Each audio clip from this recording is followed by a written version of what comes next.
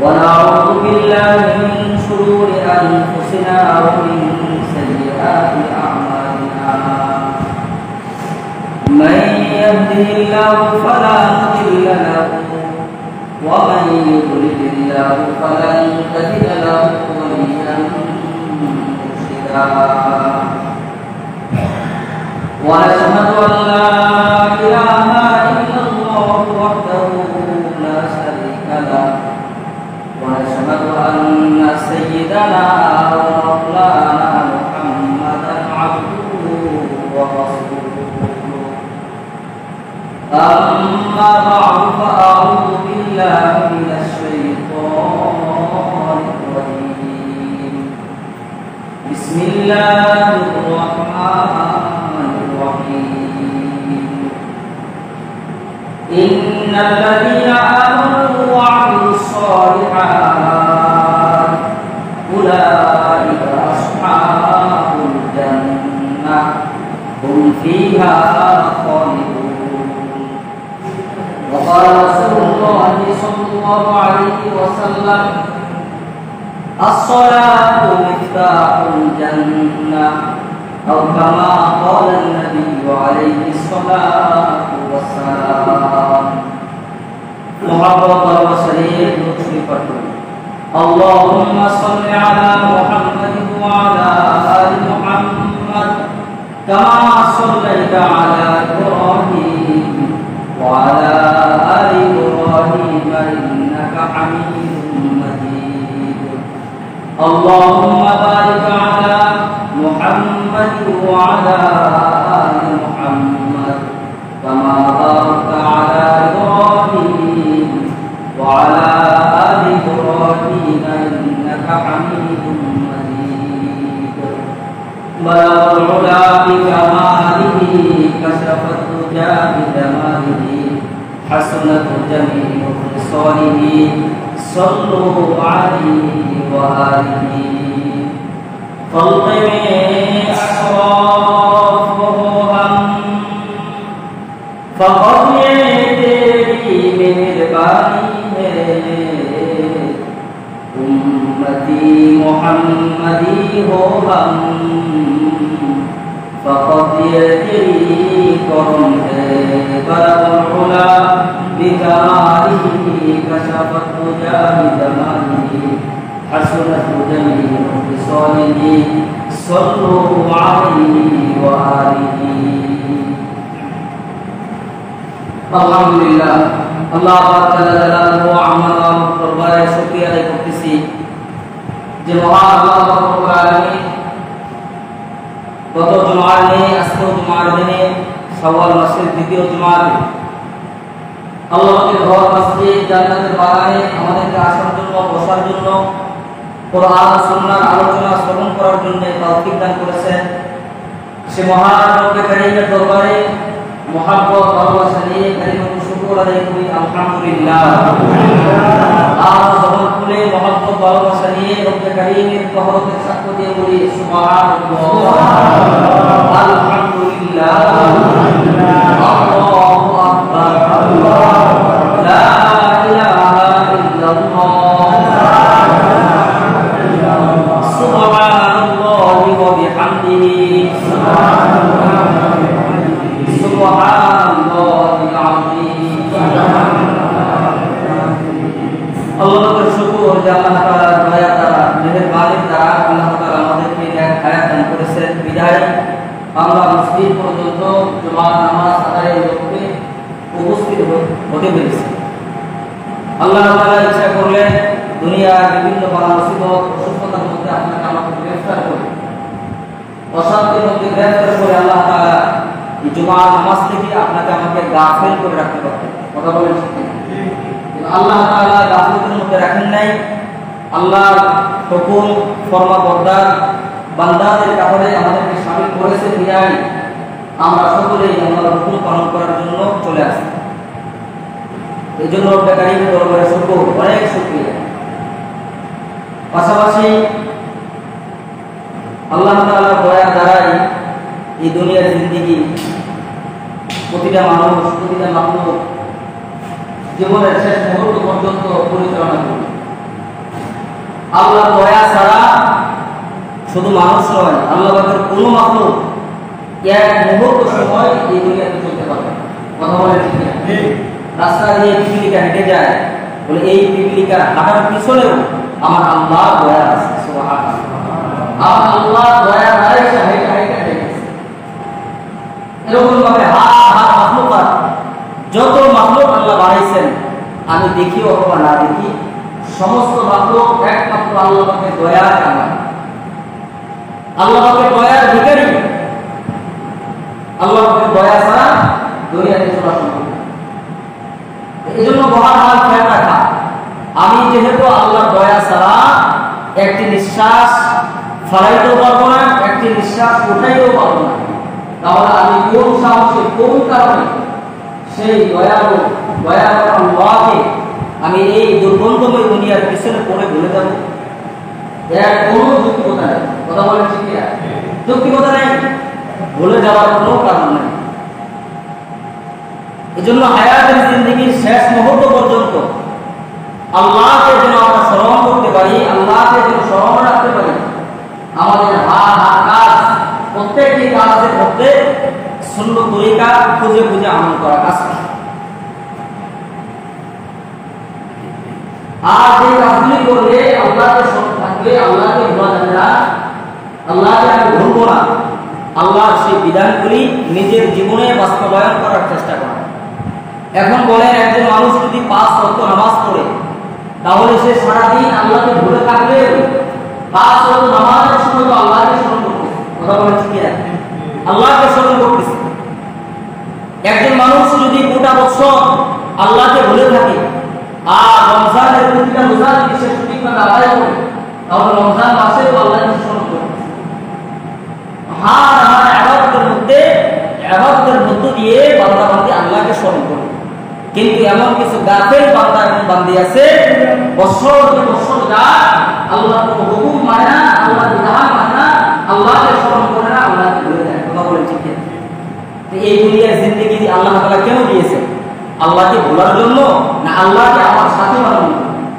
কথা বলেন। আল্লাহকে সাথী বানানোর জন্য আল্লাহ এই দুনিয়া দিয়েছে।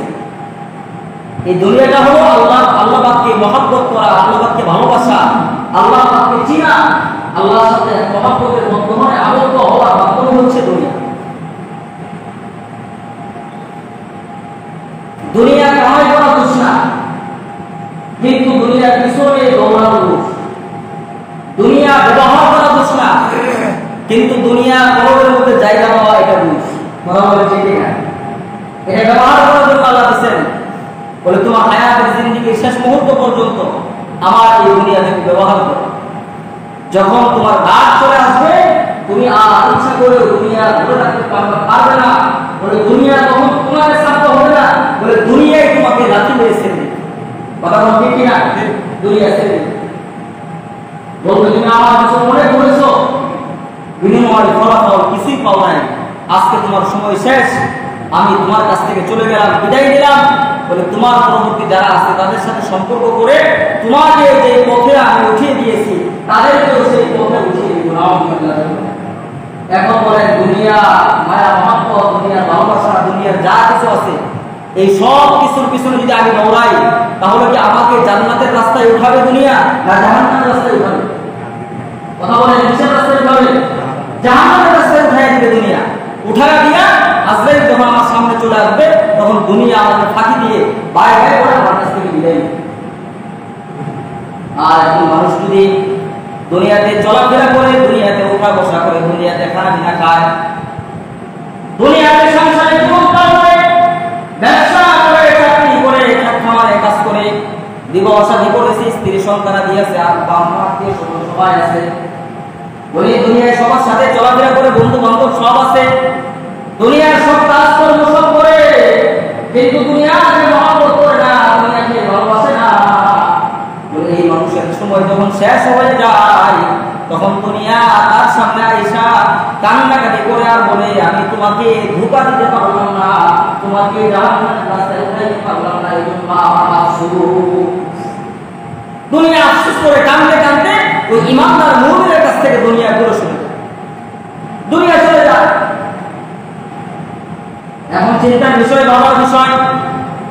আমি আমার গোটা হায়াতের জিন্দেগিতে দুনিয়া আমি আমার সাথী বানাবো নাকি দুনিয়া আমি ব্যবহার করবো? দুনিয়াকে যদি সাথী বানাই তাহলে আমার এই দুনিয়ার জিন্দেগিও বরবাদ, পরকালীন জিন্দেগিও বরবাদ। আর যদি দুনিয়া ব্যবহার করি, সাথী না বানাই, নেক আমল যদি সাথী বানাই, তাহলে দুনিয়া আমার থেকে দূরে সরে যাবে, জান্নাত আমার নিকটে চলে আসবে। সুবহানাল্লাহ, জান্নাত আমার নিকটে চলে আসবে।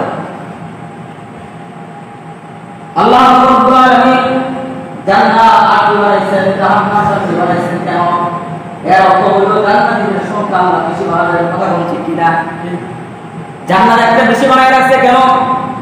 বলে দিলের মধ্যে যেন আগ্রহ সৃষ্টি হয়, দিলের মধ্যে যেন লোভ চলে আসে, দিনের দিন যেন ভেঙে না যায়, দিলের মধ্যে যেন পেরেশানি না আসে।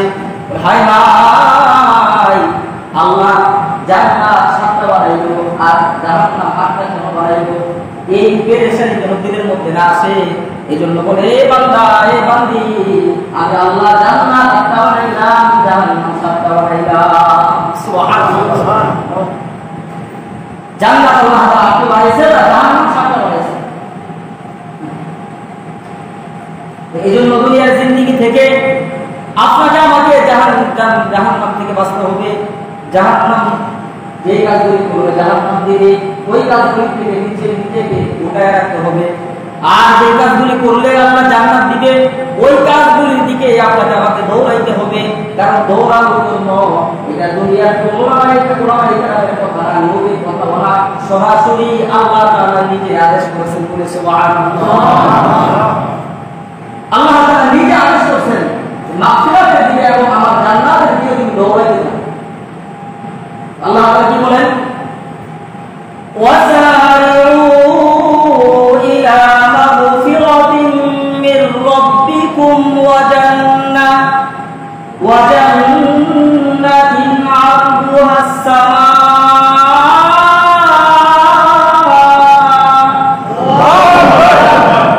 عرضها السماوات والأرض أعدت للمتقين.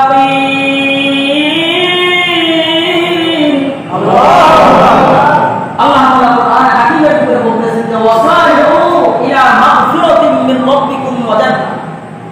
বলে দুনিয়ার জিন্দেগিটা তুমি জাহান্নামের কাজের দিকে দৌড়াইবা, বলে আমি রব্বে কারীমের ক্ষমার দিকে, মাগফিরাতের দিকে, এবং আমি মাগফিরাতের পরে যে জান্নাতটা তোমার জন্য রেখেছি ওই জান্নাতের দিকে তুমি দৌড়াও। সুবহানাল্লাহ, ইলা মাগফিরাতিন মিন রাব্বিকুম ওয়া জান্নাতিন আরদুহাস সামাওয়াতু ওয়াল আরদ। এই দুনিয়া থেকে, এই আসমানের নিচে জমিনের উপর থেকে তুমি জান্নাতের দিকে দৌড়াও। যদি জান্নাতের দিকে দৌড়াইতে পারো তাহলে জান্নাত তোমার কাছে ধরা দিবে, মারা যাওয়ার সাথে সাথে তুমি জান্নাতি হিসেবে আল্লাহর দরবারে কবুল হয়ে যাবে। সুবহানাল্লাহ। আর জাহান্নাম যদি অবহেলিত হয়ে যায় তাহলে জাহান্নামের ভয়ের ব্যাপারে, জাহান্নামের আযাবের কথা আল্লাহ রাব্বুল আলামিন কোরআন হাকিমের পরতে উল্লেখ করে দিয়েছেন যে এই কাজগুলি করলে পরকালের জিন্দেগিতে তোমার এই সাজা ভোগ করা লাগবে। কথা বলছি, জাহান্নামের সাজা ভোগ করা। হ্যাঁ, ঈমান যদি থাকে, ভিতরে যদি ঈমান থাকে, তাহলে যতদিন আমার গুনাহ হয়ে গেছে, যে পরিমাণ গুনাহ আমার আমলনামায় আছে, ওই গুনাহের সমপরিমাণ সাজা ভোগান্তির পরে আল্লাহ একদিন মাফ করে জান্নাত দিবে। সুবহানাল্লাহ। কিন্তু কতদিন, কত কাল, কত বছর, কত হাজার বছর, কত লাখ বছর, কত কোটি বছর আমি জাহান্নামে থাকবো, এটা আমাদের জানা নাই। কথা বলছি কিনা? আল্লাহ জানাইয়া দেওয়া নাই, জানাই দেন নাই, এবং নবীজি সাল্লাল্লাহু আলাইহি ওয়াসাল্লাম বয়ান করেন। তাহলে খুব সাংঘাতিক বিষয়, কঠিন বিষয়। কতদিন থাকতে হবে আপনার জানা নাই। তো আল্লাহ তাআলা ধাপে ধাপে আল্লাহ বান্দাগুলিকে আল্লাহ মাফ করে জান্নাতের মালিক বানিয়ে দিবে। সুবহানাল্লাহ।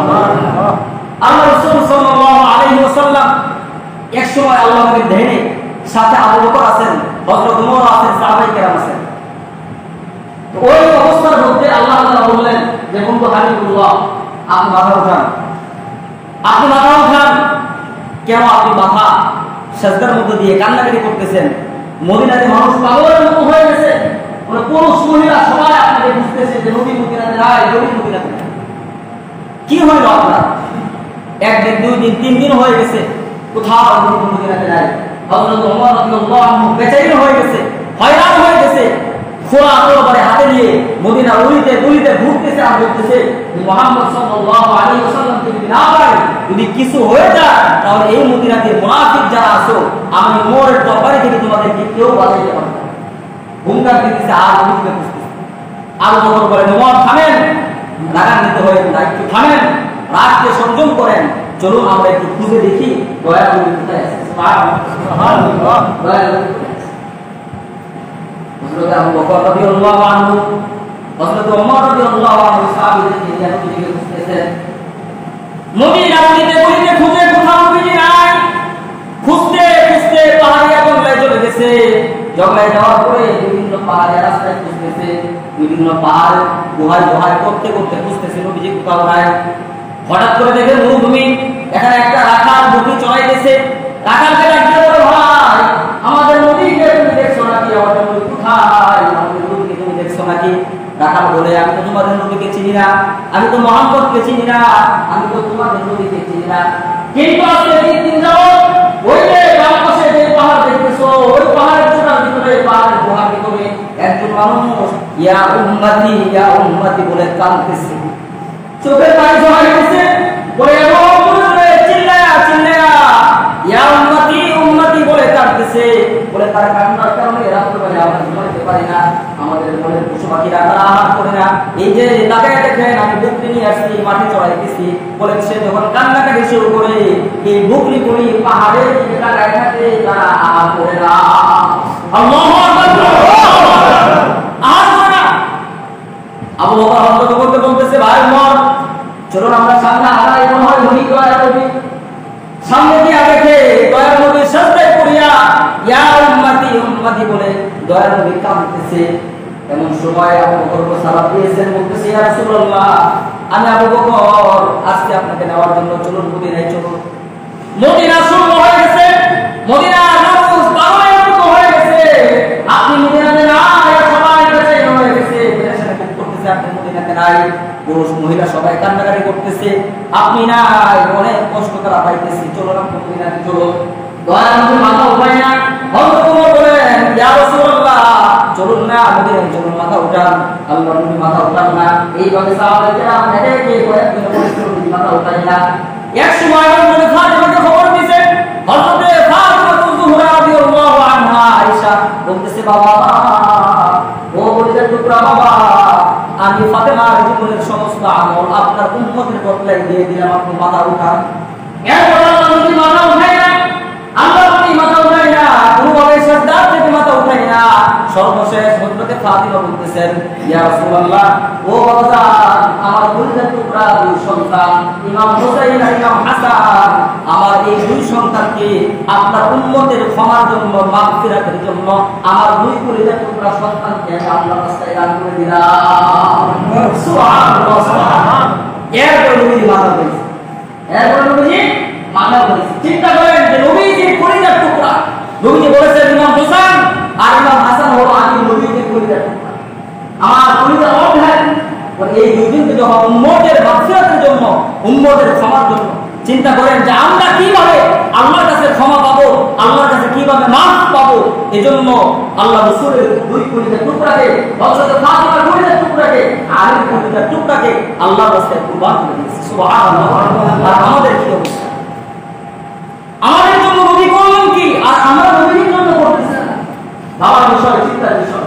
রমজান কত হয়ে গেল, রমজানের মধ্যে কি একটা জোশ ছিল আমলে, কই আবার হারায় গেছে। কেন হারায় গেল? আমি তো বারবার বলেছি রমজানের পরে কিছু না কিছু পরিবর্তন হন, কিছু না কিছু পরিবর্তন হন। 5 ওয়াক্ত পারেন না, কমপক্ষে দিনে 1 ওয়াক্ত তো পড়েন। কথা বলেন ঠিক না? 1 ওয়াক্ত তো পড়েন। যখন আপনি 1 ওয়াক্ত পড়তে থাকবেন, এই 1 ওয়াক্ত নামাজ পড়তে পড়তে এমন এক সময় আসবে, ওই 1 ওয়াক্ত নামাজ আপনাকে আবার 2য় ওয়াক্ত নামাজ পড়াইতে বাধ্য করবে। সুবহানাল্লাহ। একদিনই তো সম্ভব হবে না। আল্লাহ কসম করে বলি, কসম করলে কাফারা দেওয়া লাগবে না। একজন মানুষ যদি নিয়ত করে যে আমি একসাথে 5 ওয়াক্ত নামাজ পড়বো আর কয়েকদিন যান, বলে এই মানুষটা পশ্চিম কালেও একসাথে 5 ওয়াক্ত নামাজ পড়ার জন্য অভ্যস্ত হতে পারে। বলে তাই ভাবে আসতে হবে। একবার শয়তান ধোঁকা দিবে তাকে।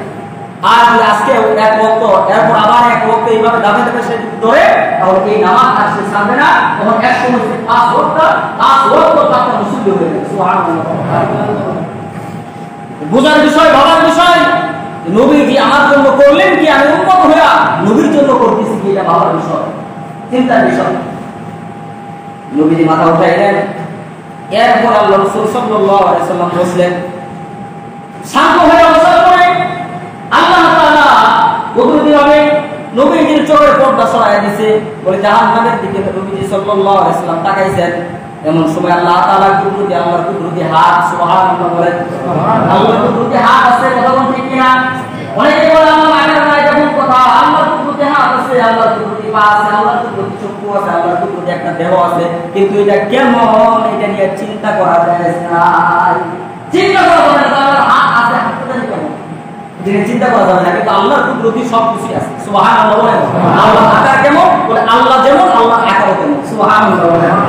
আল্লাহ যেমন আল্লাহর আকারও যেমন, সেটা আমাদের এই সাধারণ জ্ঞানে বোধগম্য নয়, এই জ্ঞানে বুঝবে না। বলে আল্লাহ কেমন এটাকে নিয়ে ভাবার জন্য আল্লাহ তো আপনার আমার মাথার মধ্যে বেরিয়ে যায়, ওই জ্ঞান যায় না, এটা ভাববেন কেন? বলে যারাই ভাবতে যায় তারা তখন নাস্তিক হয়ে যায়, বেঈমান হয়ে যায়, মুরতাদ হয়ে যায়। তখন বলে যে আল্লাহ বলতে কিছু নাই, আসমান এমনি হয়েছে, জমিন এমনি হয়েছে, গাছ এমনি হয়েছে, ফালাইতে ফালাইতে বালক করে রেস করিয়া মানুষ হয়ে গেছে। কথা বলছে কেন? বলে ওই যে আল্লাহকে নিয়ে ভাবছে, চিন্তা করছে। আর কোরআন হাদিসের কথা হলো না, আল্লাহ আকার আছে কেমন, আল্লাহ যেমন আল্লাহ আকার যেমন, তো এটা নিয়ে ভাবো না, বলে আল্লাহর সৃষ্টি নিয়ে ভাবো, আল্লাহর পরিচয় পেয়ে যাবো। সুবহানাল্লাহ। আল্লাহ কুদরতি হাত আল্লাহ জাহান্নামের ভিতরে ঢুকাইয়া দিয়েছে, ঢুকাইয়া দিয়ে এইভাবে একটা চোর দিছে, চোর, এটা কি বলে তার মধ্যে আমাদের দেশে কি বলে, চোর বলে না, বলে জাহান্নামের ভিতরে একটা চোর দিছে আল্লাহ। এই চোরের ভিতরে যেই পরিমাণ উঠছে, আল্লাহ রাসূল সাল্লাল্লাহু আলাইহি ওয়াসাল্লাম তাকায়া রইছে, তাকায়া নিজের মাথা দিয়ে এরকম নাক মাথা ঘুরাইতেছে, মাথা দিয়ে এরকম নাক করতেছে, বলতেছে হবে না, চোরটা আর একটু বড় করে দেন। সুবহানাল্লাহ। কেন জান্নাত আল্লাহ বানাইছে? এজন্য আল্লাহ যে পরিমাণ মানুষকে জান্নাতে দিবে, ওর চেয়ে অনেক কম মানুষকে জাহান্নামে দিবে। কথা বলতে কিরা? নবী বলতেছে হয় না, আল্লাহ চোরটা আর একটু বাড়ায় দেন। এইভাবে একবার দুইবার তিনবার আল্লাহ চোর দিলেন, নবী তিনবার বললেন আরেকটু বাড়ায় দেন, এই পরিমাণ উম্মতকে মাফ করতে হবে না, আরেকটু সংখ্যা বাড়ান। যেমন সময় আল্লাহ রাসূল সাল্লাল্লাহু আলাইহি ওয়াসাল্লাম আবু বকর যখন বলতেছে ইয়া রাসূলুল্লাহ আপনি আরেকটু বাড়ান, এখন আপনি সন্তুষ্ট হবেন না, কারণ আপনি যতক্ষণ পর্যন্ত সন্তুষ্ট না হবেন ততক্ষণ পর্যন্ত আল্লাহ বাড়াইতেই থাকবে। আর এমন একটা সময় আসবে বাড়াইতে জাহান্নামের মধ্যে আর কোনো আসামি থাকবে না, কোনো ঈমানদার থাকবে না, সবাই জান্নাতে চলে যাবে। হযরত ওমর ইবনে আবু বকরের মুখের মধ্যে এগুলো বলতেছেন, থামেন, আর কত চাবেন? বলে এইভাবে আর কত চাবেন? আল্লাহ আর কত বাড়াবে? বলে এইভাবে বাড়ানোর তো দরকার নাই, আল্লাহ যদি ইচ্ছা করে তো একবারেই তো জাহান্নামের সবাইকে মাফ করে জান্নাত দিতে পারে। সুবহানাল্লাহ। এই বারবার হাত দিয়ে চুপ দেওয়ার দরকার কি? কথা বল ঠিক কিনা? আল্লাহ রাসূল বললেন সাদাকা ইয়া ওমর, হে ওমর তুমি সত্য কথা বলেছো। বলে বারবার চোখ আল্লাহ দিতেছে, আর আমি বলতেছি বাড়াইতে হবে, এটা দরকার নাই। আমি যদি একবারে আবদার করি যে আমার সমস্ত উম্মত যাদের প্রতি ঈমান থাকবে তাদেরকে মাফ করে জান্নাতের মালিক বানায় দেওয়া লাগবে। সুবহানাল্লাহ। সম্মানিত হাজিরিন, বোঝার বিষয় হইল আল্লাহ তাআলা ধাপে ধাপে আল্লাহর বান্দাগুলিকে মাফ করে জান্নাতের মালিক বানিয়ে দিবে। বলে যতদিন গুনাহগার থাকবে ততদিন গুনাহের কারণে জাহান্নামের আগুনে জ্বলতে হবে। সহিহ বুখারীর মধ্যে ঘটনা আসছে, সর্বশেষ এটা মজার ঘটনা শুনেন, যে সর্বশেষ আল্লাহ তাআলা যেই বান্দাকে জাহান্নাম থেকে উঠায়া আর হায়াতের পানি অথবা জমজমের পানি দিয়ে গোসল করায়া আল্লাহ জান্নাত দিবে। বলে এমন বান্দার সাথে আল্লাহ কেমন আচরণ করবে? এটা নবীজি সাল্লাল্লাহু আলাইহি ওয়াসাল্লাম সাহাবায়ে কেরামদেরকে শুনেছেন, নবীজি হাসছেন, সাহাবায়ে কেরাম ওনারা তাবেঈনদেরকে শুনাইছেন, সাহাবায়ে কেরাম হাসছেন। আর এই জামানার উম্মত উলামায়ে কেরাম তারা যখন এই হাদিসের এই ঘটনা বয়ান করে উলামায়ে কেরাম হাসে, আর এখানে শ্রোতারা এদের হাসাটাও সুন্নাত। সুবহানাল্লাহ। বলে সর্বশেষ যে ব্যক্তিটাকে আল্লাহ মাফ করে জান্নাত দিবে, এই ব্যক্তি জাহান্নামের ভিতরে আযাবে পড়তে আগুনে পড়তে এমন পয়লা হয়ে যাবে, এমন নিশ্চিহ্ন হয়ে যাবে, তার চেহারা কোনো আকৃতি থাকবে না। বলে এমন ভাবে পূর্বে তাকে দেখা চিনা যাবে না। কিন্তু হঠাৎ করে ডাক দিবে ইয়া মান্নান ইয়া মান্নান। আল্লাহর এই দুই সিফাতের নাম ধরে ডাকতে থাকবে ইয়া মান্নান ইয়া মান্নান। এই দুইটা নাম ধরিয়া ধরিয়া 1000 বছর ডাকবে, কোন সারা শব্দ নাই। আবার 1000 বছর ডাকবে, কোন সারা শব্দ নাই। আবার 1000 বছর ডাকবে। তৃতীয়বারে আল্লাহ তাআলা জবাব দিবে বলে বান্দা কি হইছে আমারে ডাকো কেন? সুবহানাল্লাহ বলে কি হইছে আমারে ডাকো কেন? বলে আল্লাহ আর তো পারি না, সবাই তো বের করে দিলেন, বলে সবাই তো বের করে দিলেন, সবাই তো মাফ করিয়া জান্নাত দিয়ে দিলেন, বলে আমি মাত্র একা আছি জাহান্নামে, আর কেউ নাই, আমাকে কি আপনি মাফ করবেন না? আমাকে কি বের করে দিবেন না? আল্লাহ তাআলা বললেন হ্যাঁ তোমাকে বের করব, তোমার সময় জীবনে চলে আসছে। সুবহানাল্লাহ বলে এমন সময় জিবরাইলকে ডাক দিয়ে বলে জিবরাইল যাও জাহান্নামের ভিতরে যাও, গিয়া আমার ওই বান্দাটাকে খুঁজে নিয়ে আসো। জিবরাইল আলাইহিস সালাম জাহান্নামের ভিতরে ঢুকবে, 7টা জাহান্নাম তন্ন তন্ন করে ঢুকবে, তন্ন তন্ন করে খুঁজবে, কিন্তু জিবরাইল ওই বান্দাকে খুঁজিয়া পাবে না, খুঁজিয়া পাবে না। আল্লাহকে বলবে আল্লাহ আওয়াজ তো কানে আসতেছে, ইয়া মান্নান ইয়া মান্নান বলে তোমাকে ডাকতেছে, আওয়াজ তো কানে আসতেছে, কিন্তু 7টা জাহান্নাম তন্ন তন্ন করে খুঁজলাম, ওই তোমার বান্দা কোথায়? তোমার বান্দাকে তো পাইলাম না। এমন সময় আল্লাহ তাআলা বলেন এই জিবরাইল জাহান্নামের একেবারে তলদেশে, একেবারে নিম্নস্থলে দেখো বড় একটা পাথর আছে, বড় এই পাথরের নিচে আমার এই বান্দাটা চাপা পড়িয়া রইছে, আগুনের পাথর। জিবরাইল আলাইহিস সালাম গিয়া যখন তার পা দিয়া ওই পাথরটাকে লাথি মারিয়া সরাইয়া দিবে, এরপরে ওই ব্যক্তিটা উঠবে, ওই ব্যক্তির চেহারা এমন কালো হয়ে গেছে, পুড়িয়া পুড়িয়া এমন ছাই হয়ে গেছে, তাকে চেনা যাবে না। কিন্তু মাত্র একটা চিহ্ন দেখা জিবরাইল আলাইহিস সালাম তাকে হাত ধরে উঠাবে। সুবহানাল্লাহ। কোন চিহ্ন দেখবে? বলবে গোটা দেহটা কয়লায় পুড়ে ছারখার হয়ে গেছে, বলে বান্দার কলবটা যে জায়গাতে আছে এই বাম বুকের নিচে, এখানে হলো বান্দার কলব, বলে এই জায়গা থেকে ছোট্ট একটা ছিদ্র দিয়া ইমানের নূর বের হইতে থাকে। সুবহানাল্লাহ। এই নূরের ফোকাস দেখা জিবরাইল চিনবে যে ইনি ওই, হাত ধরে উঠাবে, উঠায় জাহান্নামের পারে আনবে। জাহান্নামের পার আনার পরে জাহান্নামের পা দিলে এবং সেইভাবে দাঁড়াবে, দীর্ঘ সময় দাঁড়ায় থাকবে। জিবরাইল চলে আসবে, তাকে পায়ের মধ্যে রেখে জিবরাইল চলে আসবে, সে দীর্ঘ সময় এখানে অবস্থান করবে, আল্লাহকে ডাকবে, আল্লাহ কোনো সাড়া দিবে না। বড় হঠাৎ করিয়া সে সামনের দিকে যখন তাকাবে, আল্লাহকে বলবে যে আল্লাহ আর সহ্য হইতেছে না, এই যে জাহান্নামের পারে আমাকে রাখছেন, যদিও আগুন থেকে আমাকে বের করে পায়ের মধ্যে রাখছেন, কিন্তু আগুনের তাপে আমার পিঠের পিঠগুলি পুড়িয়া ছারখার হয়ে গেছে। আল্লাহ এই আযাব আমার সহ্য হয় না, আপনি আমাদের একটু দয়া করে জাহান্নামের উপর উঠায় দেন। জাহান্নাম থেকে বের করেন বা না করেন সেটা আপনার ফয়সালা, কিন্তু আমি যে জাহান্নামের পার ঘুরিয়া রয়েছি, আমাকে একটু উপরে উঠায়া পায়ের উপরে একটু বসার সুযোগ করে দেন। বলে এইভাবে আল্লাহ তাআলা আদেশ করবে। আল্লাহ বলবে যে তোকে এইভাবে উঠায় তো কোনো লাভ নাই, দুনিয়াতে তুই নাফরমানি করেছো, দুনিয়াতে আমার নিয়ম করেছো, দুনিয়াতে আমার হুকুম মানুষ নাই, আজকে তোকে আমি কিভাবে ক্ষমা করবো? তখন ওই ব্যক্তি কসম খাবে, আল্লাহর কসম, আল্লাহ তোমার কসম, আমার বাবার কসম, আমার মায়ের কসম, আমার 14 গোষ্ঠীর কসম, আল্লাহ তুমি আমাকে বের করে দাও, আমি আর তোমার নাফরমানি করবো না। কথা বলেন, দ্বিতীয়বার যে আমার দুনিয়াতে আসার সুযোগ আছে? কথা কোন সুযোগ আছে? সুযোগ নাই। আল্লাহ বলবে ঠিক আছে, কসম ঠিক করে রাখছো তো আর তো বলবি না, বলে না। এরপর তাকে ওই জাহান্নামের পারে উঠায় দিবে, পারে উঠায় দেওয়ার পরে সে হঠাৎ করে তাকায় থাকবে, দীর্ঘ সময় তাকায় থাকার পরে হঠাৎ করে সে সামনের দিকে তাকাবে, সামনের দিকে তাকায় দেখবে সবুজ রঙের একটা বাগান। সুবহানাল্লাহ। সবুজ রঙের একটা বাগান, সুন্দর একটা বাগান। আবার আল্লাহকে ডাক দিবে ইয়া হান্নান ইয়া মান্নান। 1000 বছর ডাকার পরে আল্লাহ জবাব দিবে বান্দা কি হইছে আমাকে ডাকো কেন? বলে আল্লাহ জাহান্নামের ভিতর থেকে উঠায়া পারে ঝুলায় রাখলা, পার থেকে উঠায়া পারে বসাইলা, পারে দীর্ঘ সময় বসে থাকার পরে আমি সামনের দিকে তাকাইলাম, শুধু মরুভূমি, আর কোনো কিছু দেখা যায় না, কোনো ফুলের বাগান নাই, কোনো বাগান নাই, কোনো কিছু নাই। আয় আল্লাহ হঠাৎ করে তাকায় দেখি সবুজ রঙের সুন্দর একটা বাগান। আয় আল্লাহ বাগানটা তুমি তোমার কুদরতের দ্বারা, তোমার রহমতের দ্বারা তুমি বজায় দিছো। আল্লাহ মনে হয় তুমি চাইতেছো ওই বাগানটা আমাকে দেওয়ার জন্য। সুবহানাল্লাহ। বলে চাইতেছো মনে হয় বাগানটা আমাকে দেওয়ার জন্য। আল্লাহ বলবে না না, এই বাগান তোর না। আবার সেই ব্যক্তি কসম খাবে, আল্লাহ তোমার কসম, আমার বাবার কসম, আমার মায়ের কসম, এইভাবে আবার কসম খাবে। আল্লাহ বলবে কসম ঠিক থাকবে, তবে ঠিক থাকবে, আর কিছু থাকবে না। আল্লাহ শুধু ওই বাগান পর্যন্ত আমাকে পৌঁছে দেন, আমি ওই তোমাকে আর ডাক দিব না, তোমাকে আর কোনো কিছু চাবো না। এরপর আল্লাহ তাআলা ওই বাগান পর্যন্ত তাকে পৌঁছে দিবে। বাগানের ভিতরে গিয়া শান্তির মধ্যে থাকা দীর্ঘ সময় অতিবাহিত করার পরে হঠাৎ করে সে তাকায় দেখবে যে ওই বাগানের ডান দিকে আরেকটা বাগান দেখা যায়। সুবহানাল্লাহ। ওই যে বাগানটাকে রাখা হয়েছে, এই বাগানের চেয়ে আরো 70,000 সুন্দর একটি বাগান তার ডান দিকে তার চোখের সামনে আল্লাহ বাসায় করবে। সুবহানাল্লাহ। এটা দেখার সাথে সাথে তার ভিতরে লোক জাগবে। ওই যে আগে যে পছন্দ খাইছে এটা সে ভুলে যাবে। আবার ডাকবে ইয়া হান্নান, ইয়া মান্নান।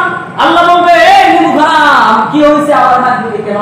বলে আল্লাহ আবার তোমার কসম খাইতেছি, আমার বাবা মার কসম খাইতেছি, আমার 14 গোষ্ঠীর কসম খাইতেছি। আল্লাহ ওই যে বাগান ছিল না, বাগানটা ভাইসা উঠছে। এটা কেন ভাইসা উঠলো? মনে হয় এটাও আমাকে দিবার এই জন্য ভাইসা উঠছে। সুবহানাল্লাহ। এইভাবে কসম খাওয়ার পরে আল্লাহ বলে ঠিক আছে, আর তোমাকে ডাক দিবি না, আর কোনো কসম খাইবি না।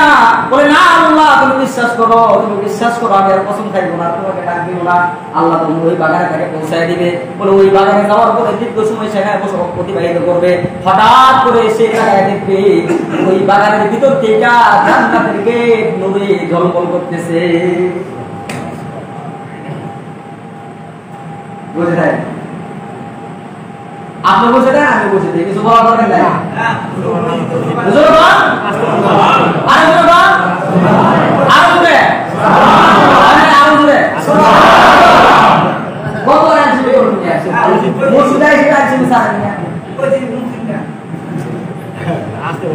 ওই জান্নাতের বাগান থেকে তাকায় দেখবে স্পষ্ট দেখা যায় না, ঝাপসা ঝাপসা জান্নাতের গেটটা দেখা যায়।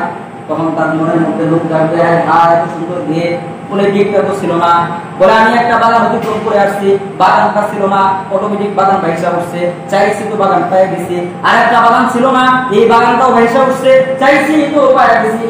বলে এই বাগান থেকে ঝাপসা ঝাপসা একটা গেট দেখা যাইতেছে। যদি আল্লাহর কাছে চাই তাহলে আল্লাহ ওই গেটটা অন্য হয় আমাকে দিবে। আমার দিলে আল্লাহ আল্লাহ এই কথা নাকে শ্বশুর ডাক দিবি না, আবার কেন ডাক দিলি? আল্লাহ বলবে আল্লাহ আমি আগে দুইবার কসম খাইছি, এবার আমার শেষ কসম। আল্লাহ তুমি বিশ্বাস করো, আল্লাহ তুমি বিশ্বাস করো, আমার শেষ কসম। আমি আর তোমাকে ডাক দিব না। আমি তোমার কসম খাইলাম, আমি আমার বাবা মার কসম খাইলাম, আমার আত্মীয় স্বজনের কসম খাইলাম। আয় আল্লাহ তোমাকে আমি আর ডাক দিব না। আল্লাহ বলবে ঠিক আছে, মনে থাকবে তো? বলে হ্যাঁ মনে থাকবে। তৃতীয়বার যখন এইভাবে কসম খাওয়ার পরে আল্লাহ ওই গেট পর্যন্ত তাকে পৌঁছায় দিবে। দেখবে যে ওই গেটটা এত সুন্দর করে আল্লাহ বানাইছে। ওই গেটের সামনে দাঁড়ায়, উপরের দিকে দাঁড়ায়। আজকে সাধারণভাবে দুনিয়াতে যারা ক্ষমতাধর আছে, যারা আছে, পরে একটা কারো করতে হয়ে গেট যখন বানায়, এই গেটটা দেখা আবার কথা বলে যায় লাগে। আচ্ছা এখানে পড়ে একজনের কাছে বলে দুনিয়ায় যার জনপূর্ণ একটা গেট বানাইবে, জনসাধারণ যখন পাশ দিয়ে যায় তখন হা করে চায় না, এত সুন্দর গেট। কথা বলছে কিনা? চায় না, ভালো বন্ধ হয়ে বলে জান্নাতের গেটটা এত সুন্দর করে বানাইছে। ওই ব্যক্তি জান্নাতের গেটের মধ্যে দাঁড়ায় আছে, চাইতে চাইতে 40 বছর পার হয়ে যাবে। সুবহানাল্লাহ। এরপর হঠাৎ করে 40 বছর পার হওয়ার পরে দেখবে বলে জান্নাতের গেট আল্লাহর কুদরতের হুকুমে দ্বারা একটু ফাঁকা হয় আবার বন্ধ হয়ে যায়। সুবহানাল্লাহ। বুঝলেন যে কেমনে বুঝলেন? ওই যে পর্দা আছে, ওই যে বাবা আছে, পর্দায় এদিকে যায় আবার এদিকে যায়। ওই যখন এদিকে আসে তখন পুরো মাসে বাইরে দেখা যায়, কথা বলছে কিনা। আবার যখন বাতাস এদিকে আনে তখন বাড়ি আর দেখা যায় না, কথা বলছে কিনা। ওরা আমাদের গেটে একটু সরায় দেয়, আবার বন্ধ করে দেয়, আবার সরায় দেয়, আবার বন্ধ করে দেয়। আর কারণ কি?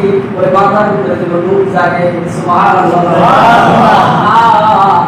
এমন ভাই আল্লাহকে ভুলিয়া কোন আল্লাহর পিছনে দৌড়ে গেছে, এমন ভাই আল্লাহকে ভুলিয়া কোন আল্লাহর পিছনে দৌড়ে গেছে। ওই জায়গায় তাকায়া যখন এক পলকের মধ্যেই পর্দা সরে যায় তখন জান্নাতের ভিতরে তাকায়া দেখে কত সুন্দর নাচবে, এমন হুবরা দৌড়াদৌড়ি করতেছে, বিভিন্ন হুবরা নাচানাচি করতেছে, কত ধরনের ফুলের বাগান অভাব নাই। এই দৃশ্য দেখিয়া সে কসম বলিয়া শেষ পর্যন্ত আবার দিয়া হান্নান ইয়া হান্নান। সুবহানাল্লাহ। আল্লাহ বলে খারাপ আর কত কসম খাইবি? বলে তুই বড় সুসা, তোর মতো সুসা আর কেউ নাই। একে একে 4 বার কসম খাইবি, কসম বন্ধ করবি। আচ্ছা ঠিক আছে তোর আর কিছু বড় রাখবে না, তোর কি চাষ সুবহানাল্লাহ বলছি তুই সুসা তোর আর কি চাষ কর গায় আল্লাহ ওই যে একটু বড় বড় যে কি জানি দেখি বিলকি বাজে ওই যে একটু বড় বড় কি যেন দেখা যায় ভিতরে আল্লাহ পরে আগে আগুনে ছিলাম পায়ে উঠাইলা বাগানে প্রবেশ করাইলা আরেক বাগানে প্রবেশ করাইলা আবার গেট দেখাইলা গেটের সামনে হাজির করলা আল্লাহ আবার গেটের ভিতরে দেখা ভিতরের অবস্থা দেখাইতেছো আল্লাহ আমি জানি না তুমি আমাকে ভিতরে দিবা এই জন্য আনছো সুবহানাল্লাহ তুমি আমাকে ভিতরে নিবা এই জন্য আনছো বলে আল্লাহ আনছোই যেহেতু আর দিন না করে আমাকে ভিতরে প্রবেশ করিয়ে দাও এরপরে জান্নাতের সামনে নহর থাকবে এক বর্ণনে আছে জমজমের পানির নহর আরেক বর্ণনে আছে আবহাওয়ার পানির নহর যে কোনো একটা নহরের মধ্যে তাকে গোসল করায়া চুমানি দিয়া তার জীবনের সমস্ত গুনাহ নামাজ করিয়া দিয়া তাকে 33 বছরের যুবক বানায়া আল্লাহ জান্নাতের ভিতরে ঢুকায়া দিবে সুবহানাল্লাহ ঢুকতে রাজি আছি তো ঢুকতে কে কে হাত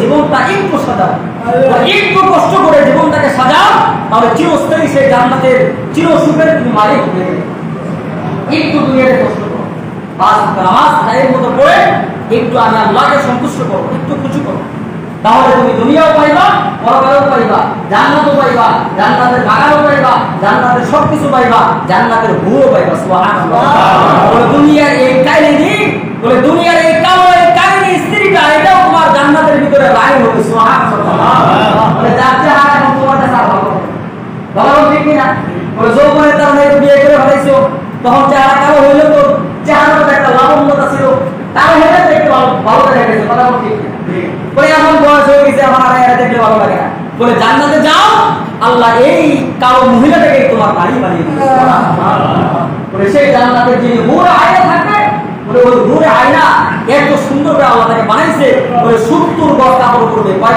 গজ কাপড় বলে 70 বরফের কাপড় পরবে 70 গজ বিশিষ্ট 70টা বরফ বিশিষ্ট কাপড় পরবে বলে এই কাপড়ের ভিতর দিয়েও দেখা যাবে যে রক্ত কোন রোগ দিয়া কিভাবে চলাচল করতেছে আল্লাহু আকবার সে হলো হুরে আয়না সমস্ত হুরদের সর্দার আল্লাহ রাসূল বলেন যে ওই হুরে আয়নার চেয়েও হাজার কোটি গুণ সুন্দর বানাবে তোমার এই দুনিয়ার স্ত্রী যদি জান্নাতে তোমার সঙ্গে হয়ে যায় সুবহানাল্লাহ যদি জান্নাতে তোমার সঙ্গে হয়ে যায় তাহলে একটু দুনিয়াতে কষ্ট করা কথা বলতে কি না রাজি আছি তো ইনশাআল্লাহ আল্লাহ আমাদের সকলকে তৌফিক দান করুন জীবনের হায়াতের জিন্দেগিটা নেক আমল দিয়ে নবীজির সুন্নাত তরিকায় করে আমরা সাজাইতে পারি আল্লাহ তাআলা আমাদের সকলকে তৌফিক দান করুন সম্মানিত হাজিরিন প্রথম বিষয় হলো এই দুনিয়াতে আমরা চলতেছি আল্লাহর দয়া দ্বারা মরণ পর্যন্ত চলবো আল্লাহর দয়া দ্বারা তো আল্লাহর দয়া দিয়ে যখন আমি চলতেছি তাহলে এক মুহূর্তের জন্য আল্লাহকে ভোলা যাবে না কথা পরিষ্কার আল্লাহকে ভোলা যাবে না আর দ্বিতীয় বিষয় হইল যে আল্লাহ জান্নাত বানাইছে জাহান্নাম বানাইছে ওই জাহান্নাম থেকে বাঁচার জন্য যেগুলি আল্লাহ নিষেধ করছে এগুলি মানতে হবে আর জান্নাতে যাওয়ার জন্য যে আদেশগুলি করছেন এই আদেশগুলি আপনাকে আমাকে আমার জীবনে প্রতিটা মুহূর্তে মুহূর্তে মানতে হবে কথা বলছি কি না বুঝে আসছেন ইনশাআল্লাহ আল্লাহ তাআলা আমাদের সকলকে আমাকে সহ সবাইকে আমল করার তৌফিক দান করুন ওয়া আখিরু দাওয়ানা আলহামদুলিল্লাহি রাব্বিল আলামিন